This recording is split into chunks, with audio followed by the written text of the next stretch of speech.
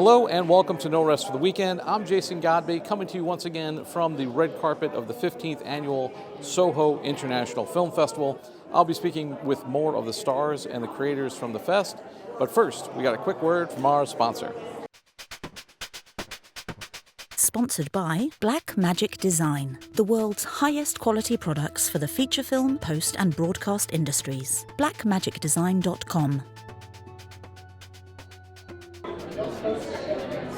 I'm here with Alex Shotland and Eve Austin, the director and star of Love Music Shelter. Guys, how does it feel to be here at Soho tonight? We're super excited. Our movie is about a homeless mother and daughter busking their way for survival on the streets of New York City. And we're super excited because we're actually featuring real subway buskers and formerly homeless singers and dancers in the movie. And we're hoping to shine a bright light on homelessness in New York. Eve, tell me about your part. I have a very small role, but it is wonderful and powerful, and the movie itself is so phenomenal. I cannot wait for people to see it. It will be made into a feature. Right now it's a short. However, I think people are going to just go gaga all over it, so the bidding war should begin right away. Yes, the bidding war should begin right away. For people who want to find out more about the project and about your work, where can they find you online? You can go to www.overtherainbowentertainment.com and you could find the movie there. You could also go to my IMDb Pro page, Love Music Shelter. And Eve, what do you got coming up next? Well, we have a movie that's going to be distributed in November called Infidelity, and this lady is in it as well. I'm an executive producer. She is a co-executive producer, so it is, yes. And we hope that you'll get to see it. I have several projects now all over the airwaves, but it's never enough and it's never too much. I'm here with Kama Sood, the director of the short My David. Kama, how does it feel to have your film at Soho here today? You know, it's very exciting, mainly because it's actually my second time at this festival now, and the last time I was at this festival was right in the heat of COVID. So it was an online screening, so it's so great to be part of the festival again now in person as well, and have our world premiere here in the famous New York, of course. So it's very exciting to be here. Tell me about the film. So My David is a short film which is rather simple on the surface but very complex internally. We've got a delivery man and an elderly woman, and we essentially don't really know who's the one telling the truth, who are the identities of these people, and there's quite the plot twist that I think all of you will quite love. So like a Rashomon type story? It's more so just like we've got these two people and we don't know if this delivery man is an actual delivery man, a scammer, or her grandson. And we've got an elderly woman who's struggling with dementia, but the tables turn on both of these people actually. Excellent. And for those who want to know more about you and your work, where can we find you? I'm on Instagram, Kama Sood Films. You can check out my website, kamasood.com as well.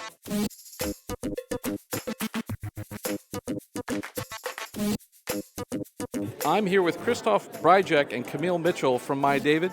Guys, how does it feel to be here at Soho today? Very exciting. It's our world premiere. World premiere, very excited. So many great filmmakers we are already meeting. We're very lucky to be here. And Camille, tell me about your character. Well, we don't know what's wrong with her, but she invites a FedEx guy in. We think she might be a little demented, but eventually their relationship evolves over a very brief period of time. And you're the FedEx guy. Yeah, I get roped in. I just came to deliver a package, and all of a sudden I'm having tea. I'm sitting down. I don't know what's happening. I'm just here to deliver a package. Do you guys know that this is also the premise of like many an adult film, right? It really is. It really is. Two very lonely people. What do you want audiences to get from the film? What do you want people to take away with here today? I think just another sense of empathy for people we might ordinarily dismiss in our day-to-day lives. I want you to come along for the ride because it's a hell of a ride.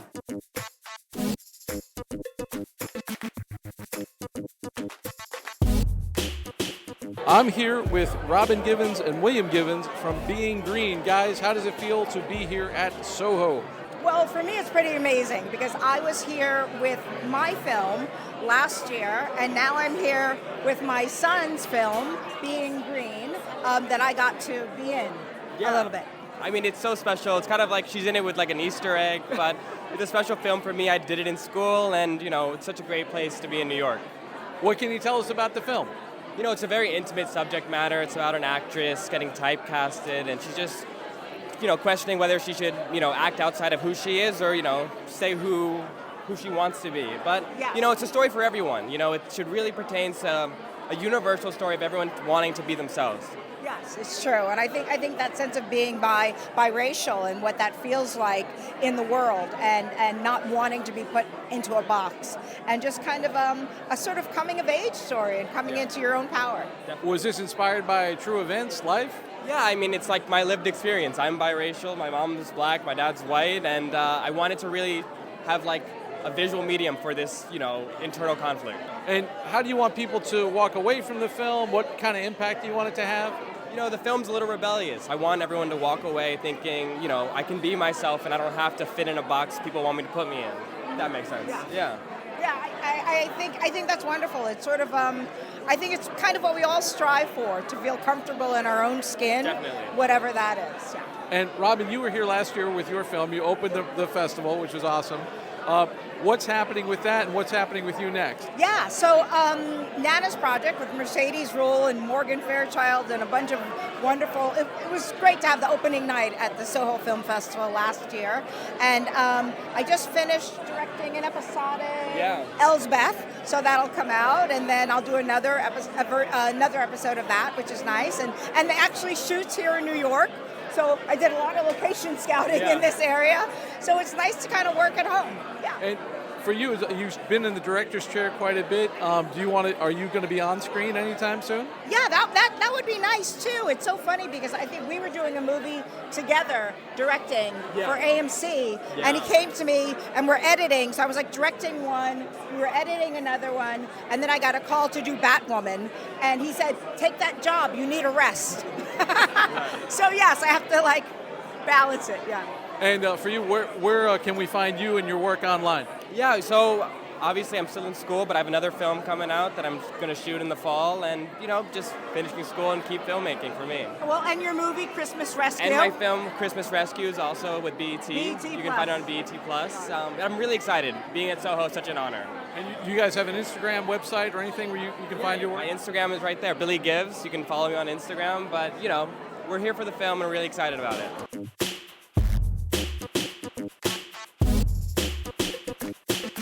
So I'm here with the star of Don't Pick Up and director Jeremiah Kipp. Well, our film is called Don't Pick Up. It's set in a children's bookstore, and what happens when a kleptomaniac meets the proprietor, what could possibly go wrong? Katie, who do you play in this film? I play the kleptomaniac, Louisa. It's a romantic brief encounter. It's very bittersweet, written by a brilliant playwright named Susanna Nolan. What do you guys feel like about to see it with an audience? Are you one of those actors that doesn't like to watch yourself, or are you looking forward to it? I hate to watch myself, but I'm excited to see the film on the big screen, and I'm trying to get better about being more positive about watching myself. What about you, Jeremiah? Well, I love watching Kathryn Erbe on the big screen, the small screen, and every screen, and I love seeing you in person, so it's a real treat for us. You star opposite Keith David in this. Had you ever worked with Keith before? No, I had never worked with Keith before, and he is awesome. Describe the experience and how you guys worked together.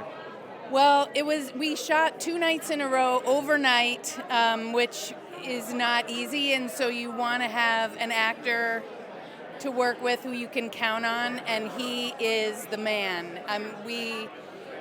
It just felt wonderful to be in the trenches, trying to bring this story to life in the wee hours, not knowing, how it was going to all come together, but with Jeremiah leading the way, and he just had a plan that held us up and a structure for it that allowed us to just be together in the scenes, and it was a really amazing experience.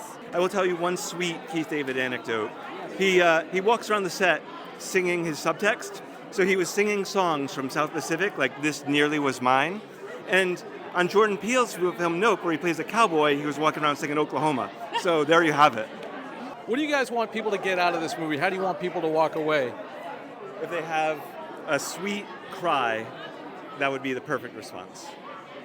Yeah, and a deeper understanding of two humans. And Jeremiah, do you have plans for this picture? Is this a proof of concept for something bigger? Well, I would love to do a feature-length film with Keith David and Kathryn Erbe. The plans for this one was to tell a short story, but if it winds up being something longer, the more the merrier. I'm happy to work with Keith and Katie again. For you, Kathryn, do you have anything else coming up you want to brag about? Anything we can look for you in coming up? I'm about to start a play that's going to be at the AMT Theater off-Broadway on 45th Street in New York City, and it's called Ashes and Ink, and I'm very excited about it. Fantastic. And Jeremiah, for people who want to know more about you, your work, where can they find you? They can easily Google me. There's only one Jeremiah Kipp, so I'm on Instagram and Facebook. I'm not on TikTok, but they can discover a bunch of my films, and there are many online.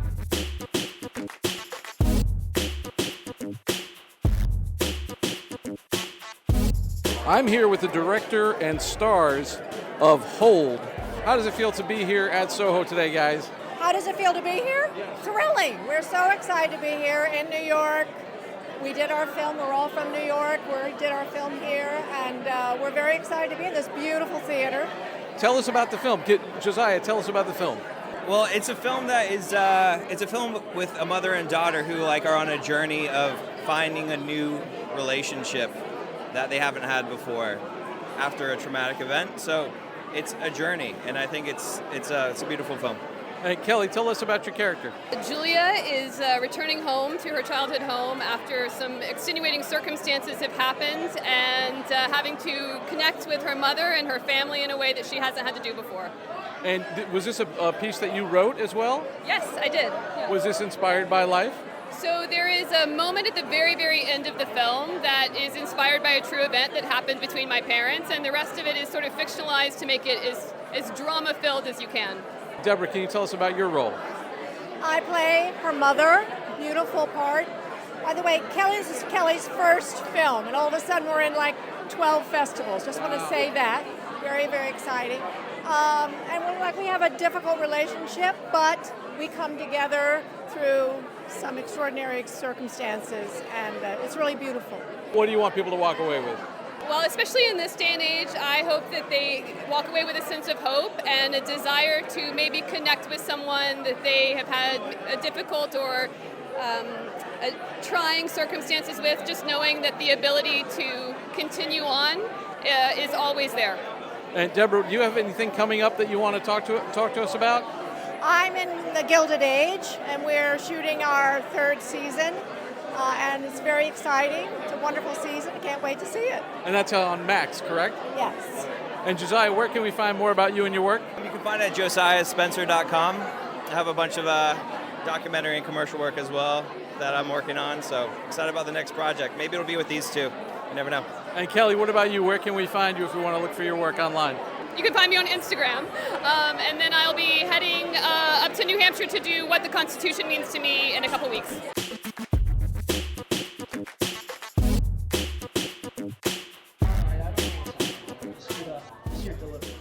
I'm here with the director of Piggy Duster, Mr. Jesse Stewart. Jesse, how does it feel to have your film at Soho here today? Amazing. It's my first time in New York City. It's my first time here at Soho, and I'm just blown away at this festival, all the filmmakers here, all the other films.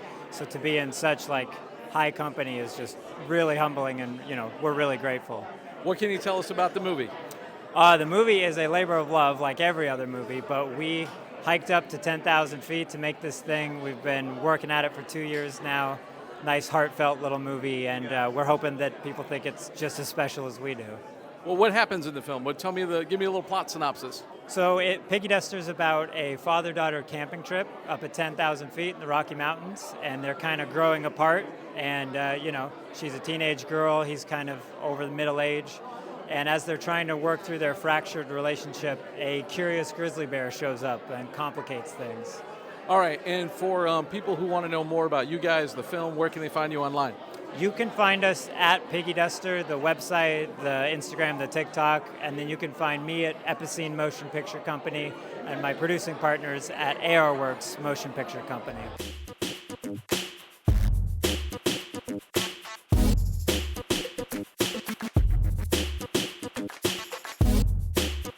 I'm here with Ian Ebright, the director of The Way We Speak. Ian, how does it feel to be here this evening at Soho International? Feels great. We've had fingers crossed for a New York premiere, and this is doubling as our northeastern U.S. premiere. We're a very West Coast production, so it was worth the trip, and we're stoked to be here. Tell us about the film. The Way We Speak stars 2023 Screen Actors Guild nominee Patrick Fabian. Most of us, including me, know him as Howard Hamlin from Better Call Saul. Patrick plays an up-and-coming atheist futurist writer named Simon who can't read the room, and when his best friend and debate opponent suffers cardiac arrest, despite the objections of his wife who's there and the president of this thought leader summit, he insists the show must go on for reasons that the film unpacks, and his debate opponent and best friend is replaced with an up-and-coming best-selling Christian author. They're debating the existence or absence of God, but the real debate they're having pretty quickly becomes about who is the better person. The whole thing is a cautionary tale about envy and obsession and ruthless ego, inspired by documentaries I love. Best of Enemies, Gore Vidal versus William F. Buckley, and Life Itself about the film critic Roger Ebert. And that's me as a writer-director distilling those things into something I wanted to watch. What's the tone? Comedy, drama? I mean, I have a dark sense of humor, so I think if people want to see it as highbrow Ron Burgundy, it's available to them. I don't know if we pulled that off, but yeah, I think there's some dark comedy in there. It's mostly a pretty earnest drama, although my director of photography, AJ Marson, and our editor, Robert Schaefer, who is Francis Ford Coppola's editor, we really tried to go Blade Runner with the whole thing. So despite the sort of somber, earnest thing, it's very colorful and hopefully kind of a little propulsive in those debates. And yeah, mostly a drama, but I think there's some dark comedy in there too. Where do you see this fitting into the film landscape? Do you see it, are you guys going for a wide release, streaming? Yeah, so we are out on VOD, but hard to find in the US and Canada through Gravitas, which is our distributor. We just came out in the summer. Soho is one of the first of kind of quite a few film festivals we're playing around the US as part of our fall circuit, and then we're going to have another level of release in October. So, yeah, hopefully that answers the question. Yeah. So, how do you want audiences to be affected by this film? I mean, it doesn't sound like everyone's cup of tea, in other words. I mean, that's true. It's kind of weirdly timely. I mean, we literally have like the presidential debates going on, and even before that, which happened to now be a man versus a woman. I mean, I didn't want to make a political movie, so it's a political allegory. It's very much about our divided nation. They're arguing religion, but they could be arguing politics, anything that people hold strongly. And the question that the film, I think, is ultimately asking is less about what's the correct view and more about, are you using your beliefs to turn you into someone that's less than human, or are you using your beliefs to treat other people less than human? And it's challenging that. So I think that's timely, but that will be up to viewers to decide. In terms of the religious questions, does the film fall one way or the other? Did you work to stay in the middle? I won't say, but I will say that we worked really hard to frustrate expectations, which is fun for me as a writer. So anything that sounds like we're going one way or the other from the synopsis, we work to challenge throughout in a fun way, I think. So what we're trying to not be is ultimately a film that applauds one side or the other, but is contending for the humanity beneath everyone's earnest beliefs. Is it a theme of coming together? Like, is that the ultimate goal? A little bit. I mean, our character of Simon really gets his comeuppance, so it's a lot of stuff. It was watching the news, Black Lives Matter and Me Too, and having a wife and daughter, and trying to listen a little better than I am known for in the house. And I think that's personified in this protagonist who is just not reading the room. He has very successful women around him, and he has a real hard time with that. So I think it's more about people vying to be seen, and how do we settle in a little bit better successfully in this melting pot, because nationally we're not doing that so well. And was in terms of the process, was it did you guys rehearse a lot? Did they go back and forth? Were they able to do that? It was awesome. Patrick Fabian, who's our lead, to me, I nerded out on Better Call Saul, so I was very excited to get him. And the surprise there was how collaborative he is. He didn't have the chip on his shoulder of the leading man. And then the ensemble cast and it was really fun. I did about 50 to 60 drafts, and then we just took a chisel to it, and anything that didn't feel authentic to them as the characters, we really worked to find something a little bit more organic. So I think when people watch it, it plays like one of these really classically structured ensemble dramas, And that's credit to, Kaylee Rhodes, who plays his antagonist, Deanna Kokonubu, his wife, Ayanna Berkshire, who's the president of the thing. I think the collaboration's kind of evident because it feels pretty organic in a cool way. Was there any surprises in that for you in terms of the process?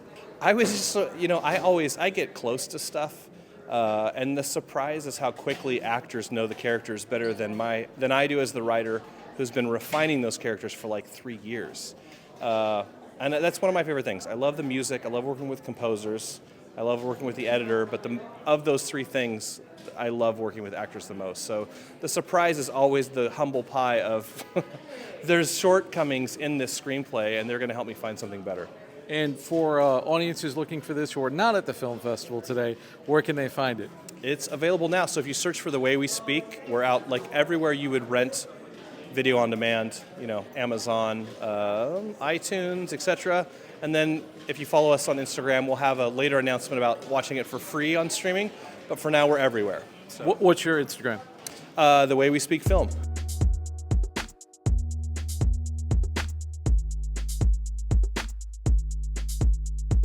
And that's all from the Soho International Film Festival. For more of our content and more film festival coverage, visit norestfortheweekendpodcast.com.